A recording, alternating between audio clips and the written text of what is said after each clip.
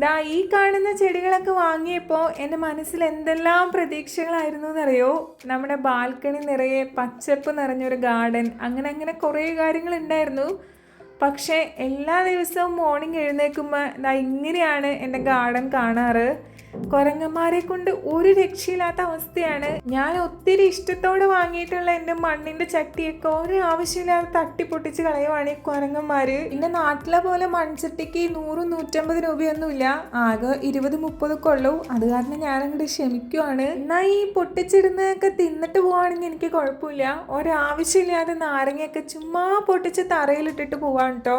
ഇതിന് പ്രാന്താന്ന് എനിക്ക് തോന്നണം ചില നേരത്ത്. ഓരോരോ കാർട്ടൂൺസിലൊക്കെ പണ്ട് കാണുമ്പോൾ മരത്തിൽ തൂങ്ങിയാടുന്ന കുരങ്ങനൊക്കെ എന്ത് ബ്യൂട്ടിഫുൾ ആണല്ലേ. പക്ഷെ റിയൽ ലൈഫിലേക്ക് വരുമ്പോൾ ഈ കുരങ്ങന്മാർ അത്ര നല്ലതൊന്നും അല്ല കേട്ടോ. പിന്നെ ഒന്നാലോചിക്കുമ്പോൾ ഇവരോട് എനിക്ക് കുറച്ചെങ്കിലും ഒരു അനുകമ്പ തോന്നുന്നതിൻ്റെ റീസൺ, ഇവരൊക്കെ താമസിക്കേണ്ട കാടിനെയാണല്ലോ നമ്മൾ വെട്ടി വീടാക്കിയേക്കുന്നത്.